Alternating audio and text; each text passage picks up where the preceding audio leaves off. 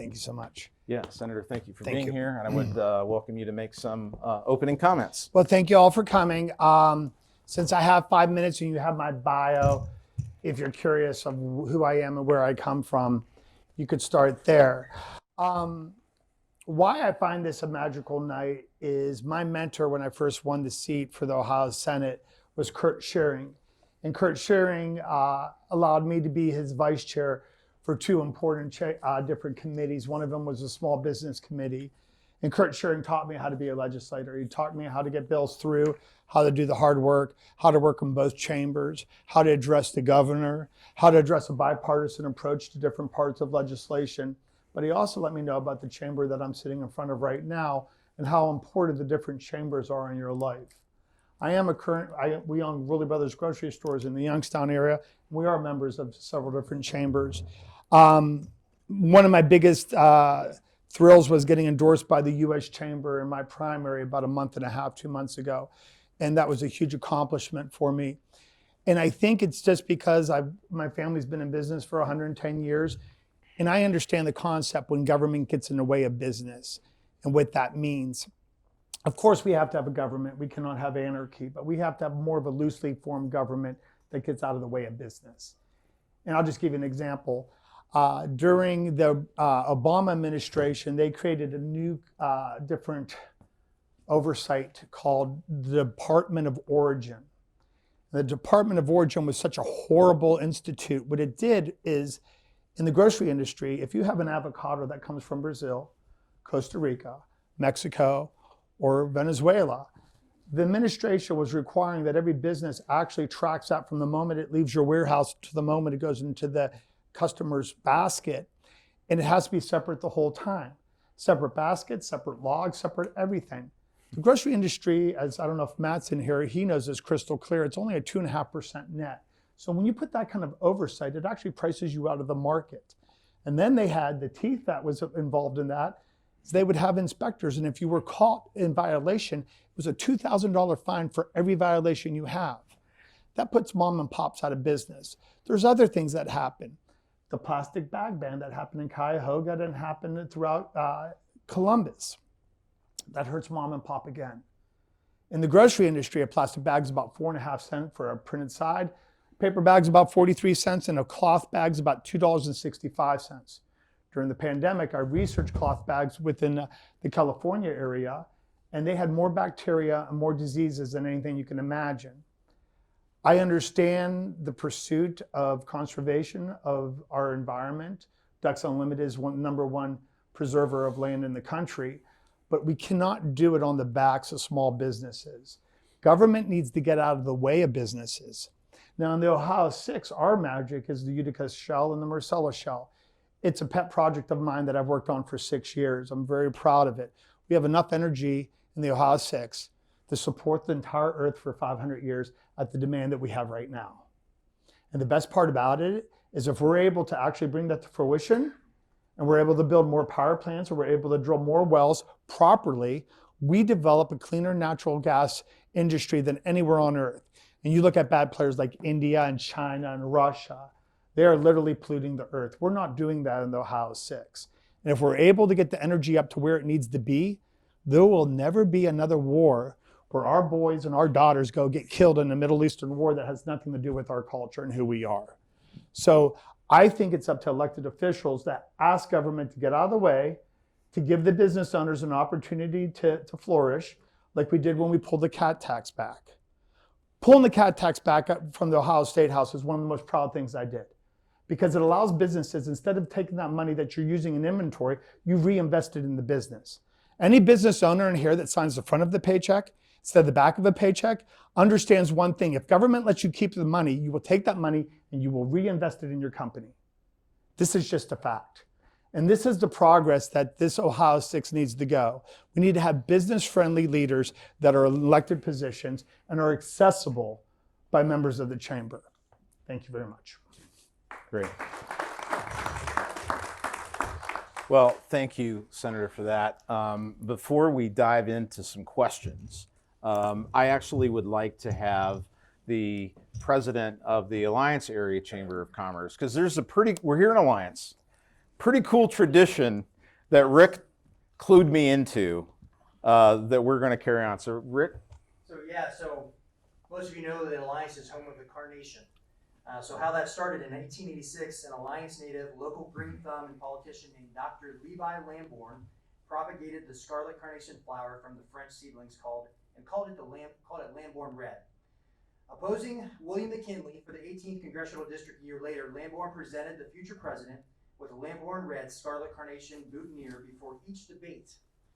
President McKinley would often be seen during his presidency wearing the scarlet carnation on his lapel.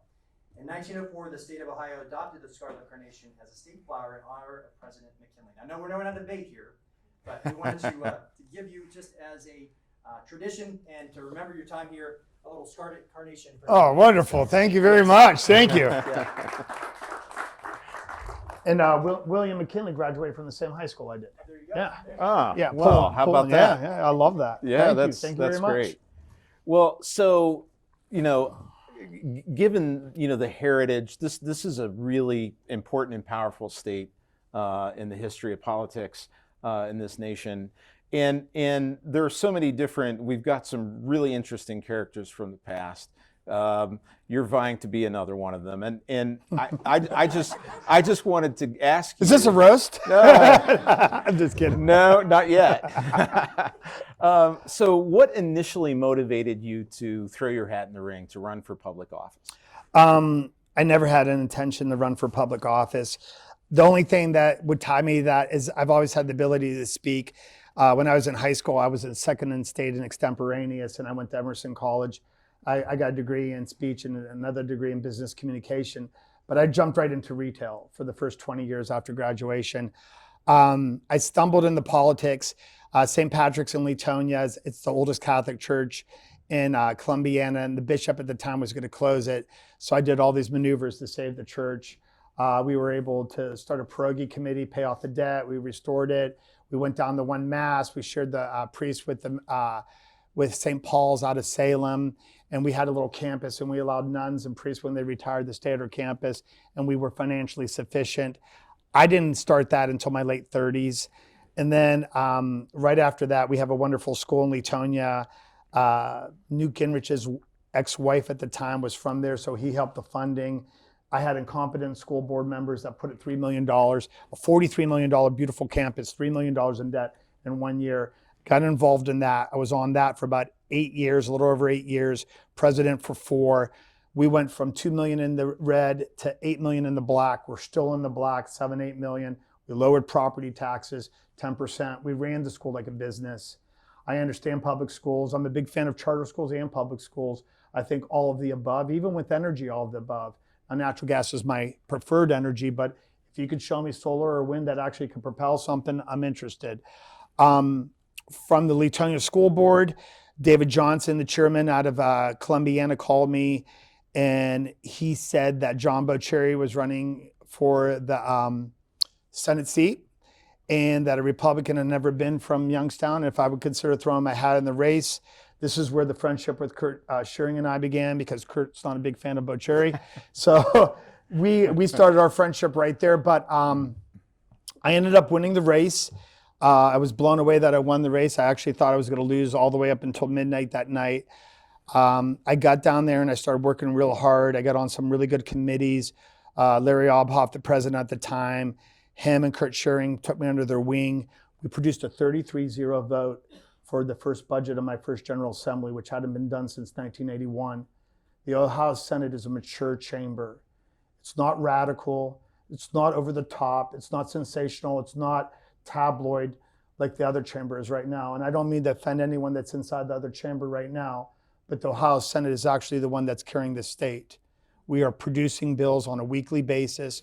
We function as a normal body. The second budget, and these budgets are $93 billion, the second budget was a 32-1 vote. I just passed Senate Resolution 121, which is a natural gas bill that makes Ohio one of the natural gas friendly bills, 32-0 vote. You don't get that unless you're willing to work with everybody and do amendments and make everything fit and make all Ohioans happy. You're not going to always win everybody, but if you do the hard work, you'll propel forward. And I had no intention of running for Congress. Bill Johnson's a friend of mine. I would have never primaried him. I had every intention of running for Secretary of State of the state of Ohio after Frank LaRose. And this came up, and I mean, who wouldn't want to go to Congress? I think I understand legislation, and here I am. Well, so thanks for that. And you brought up the question of, what's going on between the two chambers in Columbus right now, which is interesting. I've been involved in state politics for some time, and I think maybe what's going on between the House and Senate right now is at least as bad as I've seen it. Well, we still love the House. I don't know if they love us though. Well, now you're thinking about going to Washington. Mm-hmm. From a business community perspective, it can be really frustrating, and maybe this is true just universally in the electorate right now, but there's so much intensity and heat politically that we find as a business community it's very difficult to get folks to pay attention to our issues, our priorities. There's a lot of grandstanding. There's a lot of either you agree with me on everything or I'm not even going to talk to you.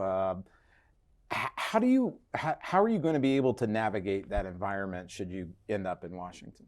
Well, like right now, the Ohio House is barely, I mean, I'm not here to slam them, but they're not functioning great. Mm-hmm. And so Chairman Wiggum, I have a bill that would affect you all, Senate Bill 98. Senate Bill 98 is an identity fraud bill for small businesses.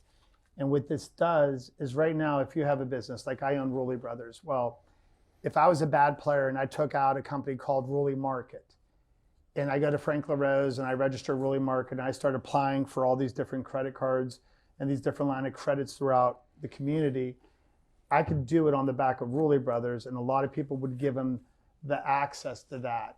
Well, they can run up bills anywhere between $20,000 to $75,000 before the red flags start.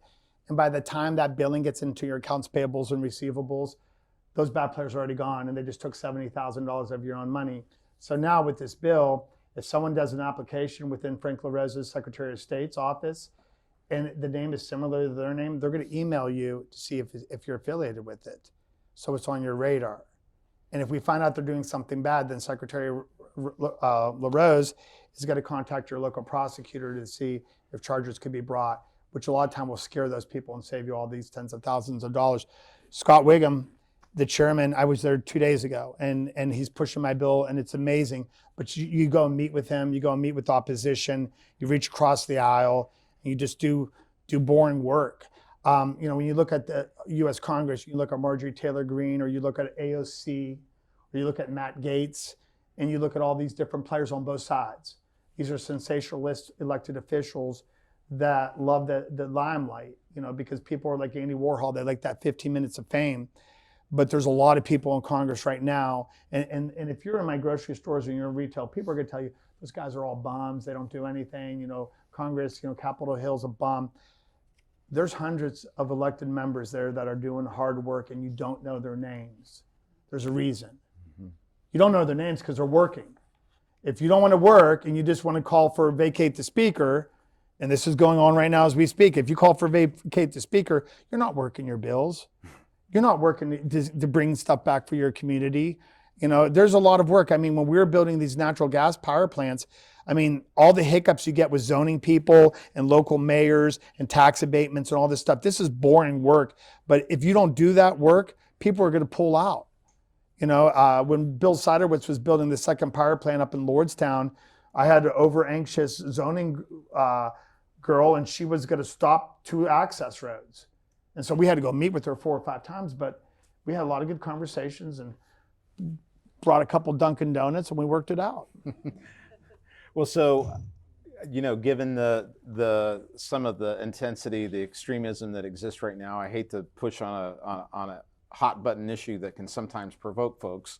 I'm sure you'll be very calm, cool, and collected on this question. But I want to ask you a question about immigration, mm-hmm. and I want to ask it from a business perspective. We're in the process right now of a strategic plan creation for the next 5 years at the Canton Regional Chamber, and one of the things we asked was, what is your number one issue? You're not going to be surprised at all to hear that across our 1,900 members, it's workforce. And even if we can help our members solve the immediate workforce challenges that they face, if you look at the demographics of this nation, there's going to be an ongoing decline in available workers in the United States unless we have more folks coming into the country. And we right now, from a business point of view, have an immigration system that is not capable of keeping pace with economic growth and the demands that we have for workers in this nation. What's your perspective on what some immigration reform priorities ought to be, and how would you approach trying to address those issues in Congress? It's a great question. So all my grandparents were not born in the United States. 3 of them were born in Italy, 1 was born in Budapest. And all 4 of them, why did my grandpa die before I was born? But all 4 of them were very proud of the papers of them coming over on the boat, their green cards, their Ellis Island papers, and their American citizenship papers. And in my house, they all spoke Italian, but we were not allowed to speak Italian. We had to assimilate and we had to become American. And I remember when I was a little boy, we were in Williamsburg for the bicentennial, and you have 4 like little Italian kids and that are Italian and Hungarian, and we got 3-pointed hats on and muskets. Well, I mean, we didn't come for like 150 years after the country was founded, you know, but yet we're American. And I feel like I'm as American as everyone. Now, having said that, this is one thing that the Republicans and a lot of the unions agree on. And I think some of even the regular businesses would agree on this too. We have to have a closed borders. We have to protect our borders, our language, and our culture. That has to be first. Once you protect your borders, language, and your culture, then you could address the actual workforce problem. The workforce problem has to be addressed in a European way, where we start by going into the 6th and 7th grade. 8th and 9th grade is too late. We need to address you in 6th and 7th grade, and we need to start digging into your soul and seeing what's going to make you happy.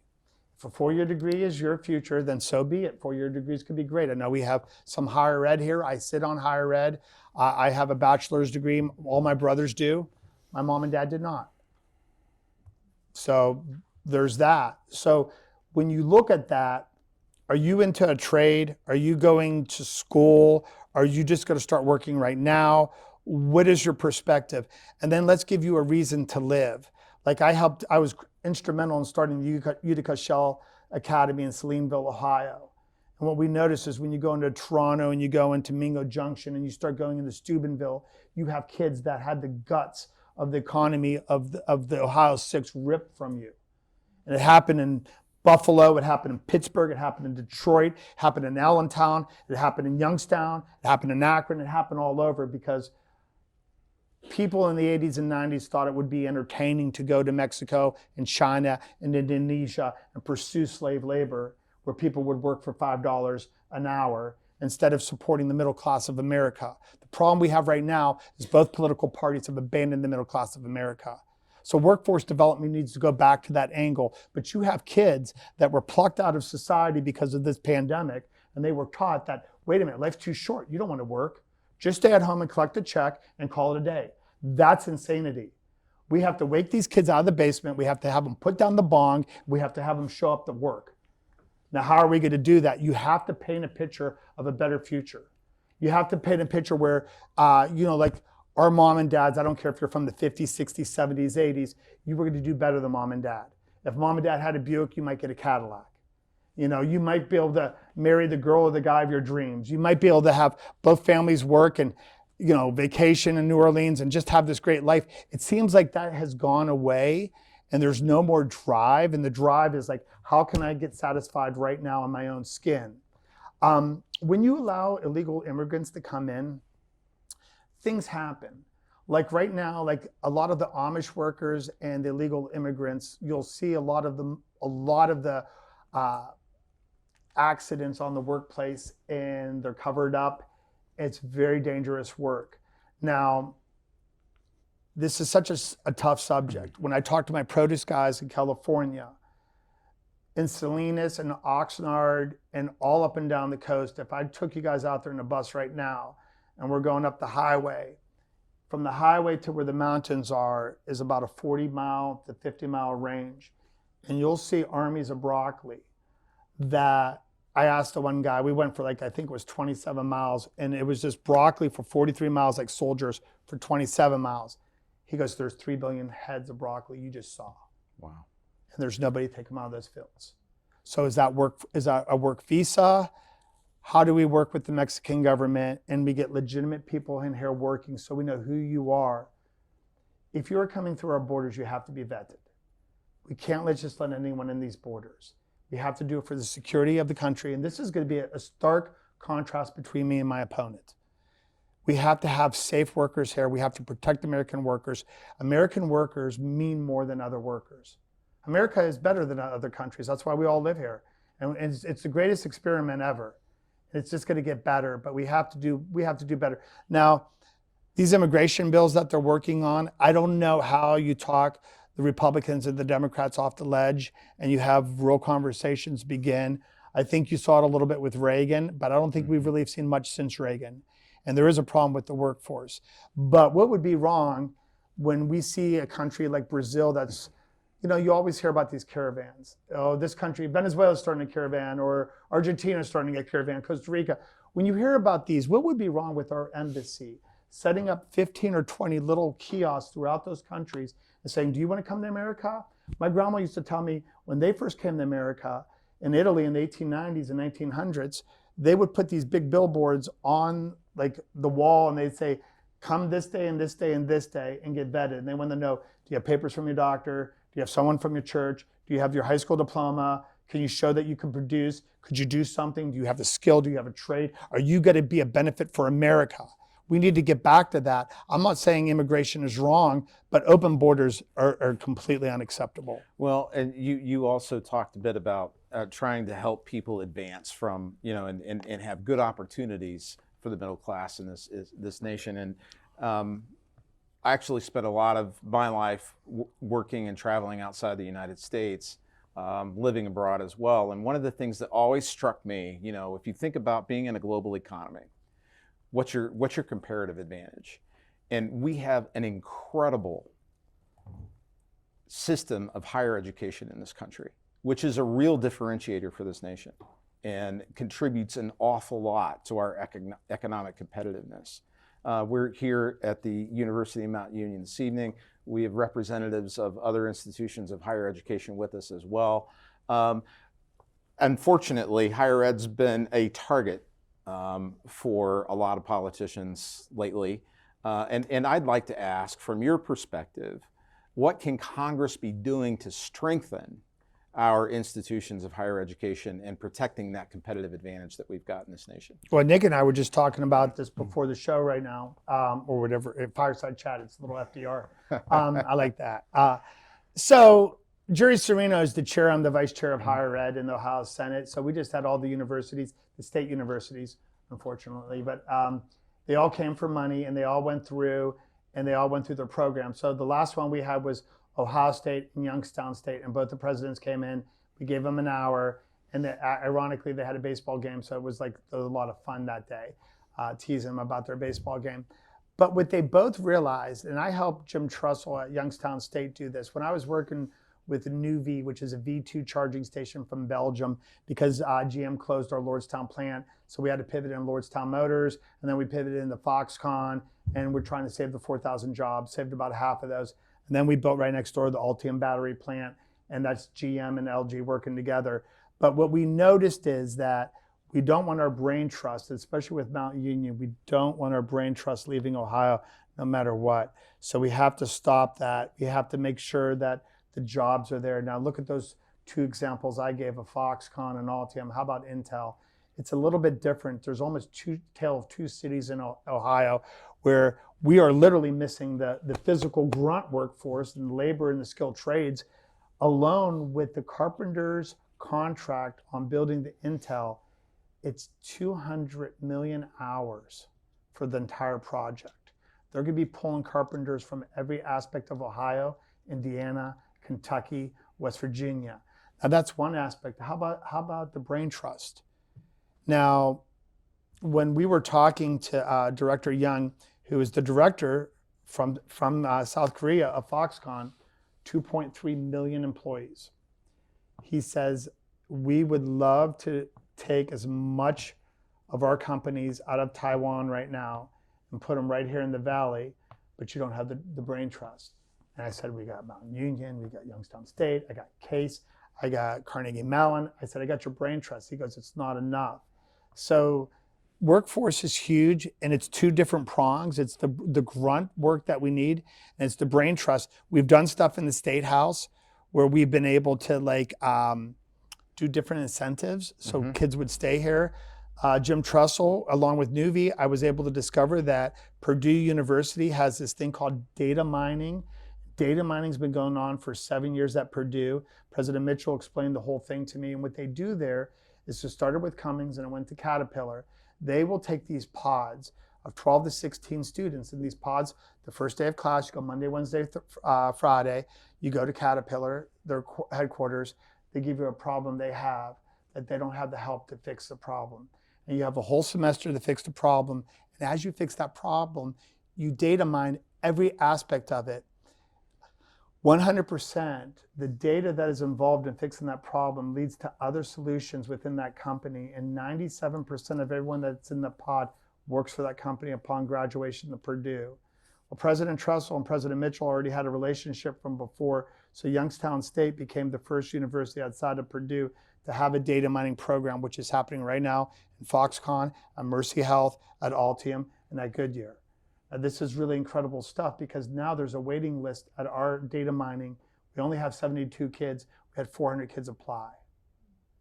We have to think outside of the box with higher ed and with job placement. Everything that we knew before and I put it all on the pandemic.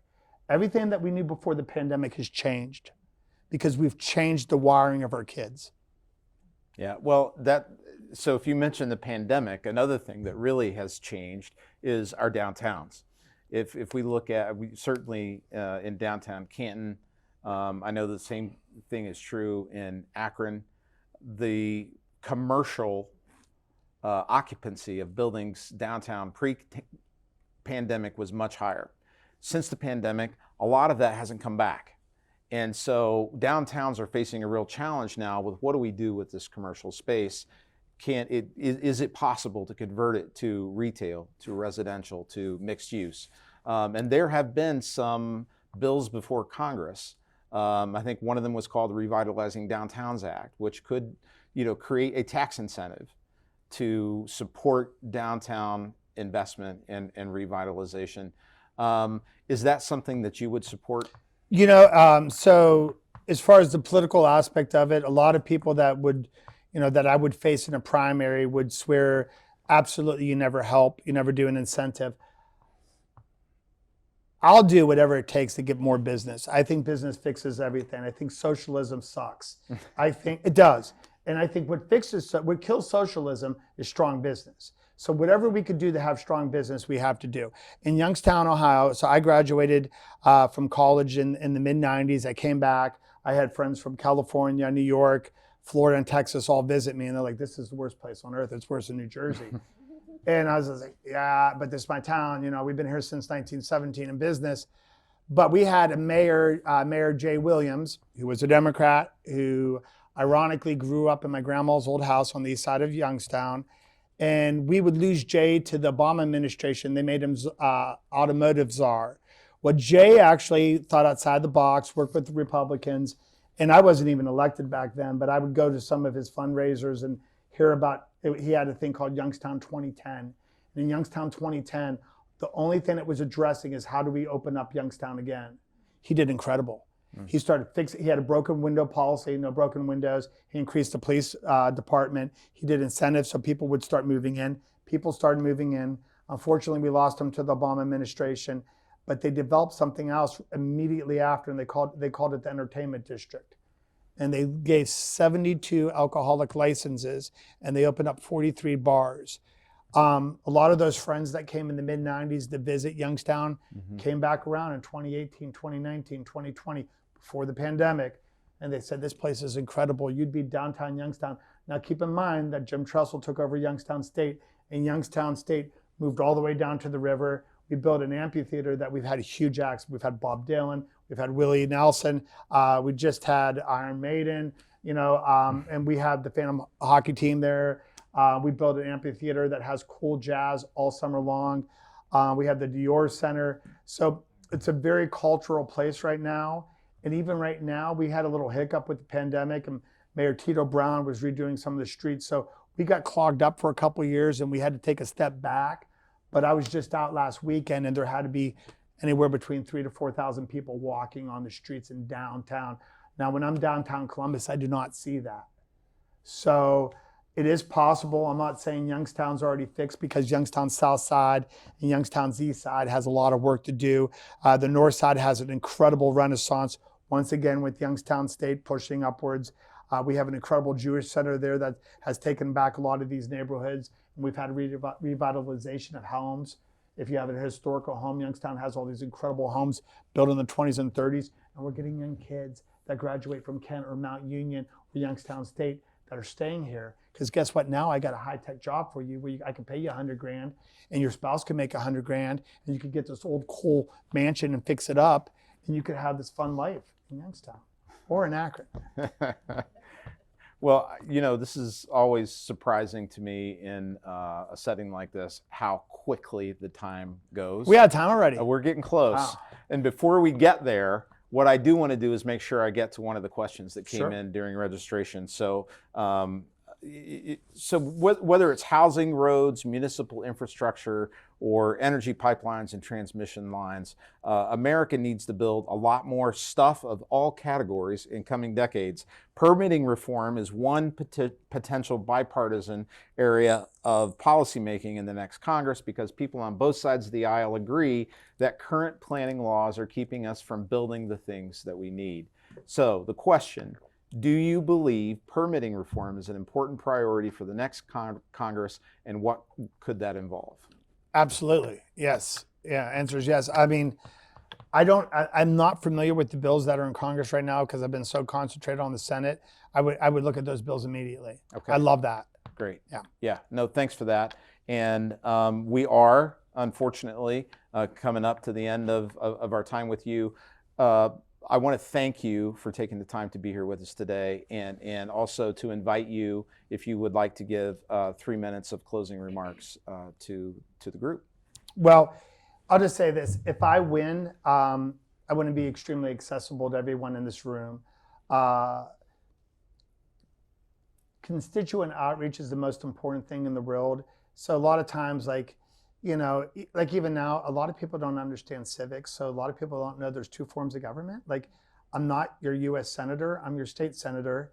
And, and most people don't know. So I'll have someone come in the store and says, I didn't get my Social Security check, or my kid can't go to England because he doesn't have his passport. Well, it's up to me to call J.D. Vance or call Sherrod Brown or call somebody that's going to get that done. And that's what we're here for. We are servants to the public.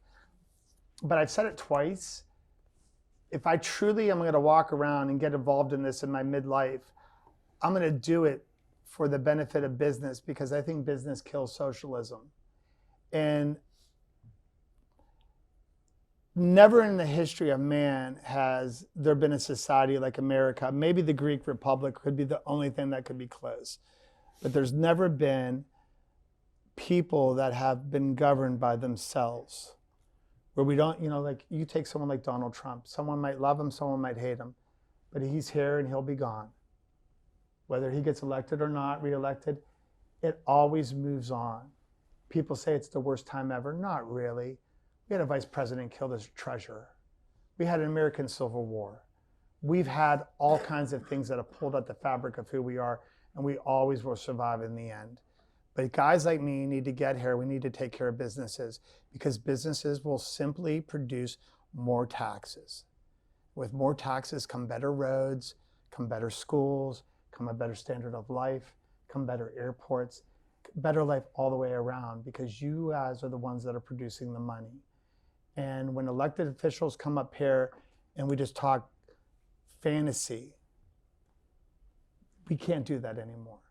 We can't just talk about dreams about, like, you go to California and they spent billions and billions and billions of dollars addressing the homeless, and the homeless is worse than ever. We have to help all Americans raise themselves up by the bootstraps, and it only happens with businesses. So if I win this race, or if my opponent wins this race, you need to hold our feet to the fire.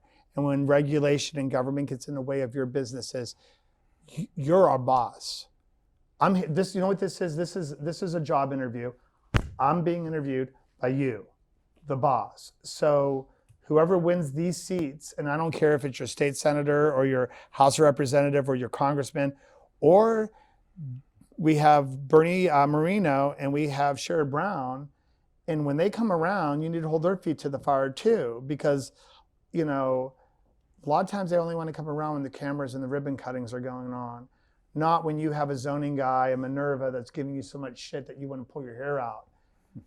That's when I really could come in handy, because we could go there together and we could talk to them and we could see if we could butter them up and change their mind. You know, donuts will go a long way, but that's who I am. And I would love your vote and I would love your support. And if I win, I'm not going to abandon you. I will be here as much as you need me. Well, Senator, I want to thank you for not just being here, but for throwing your hat in the ring. Thanks. And being willing to serve this community.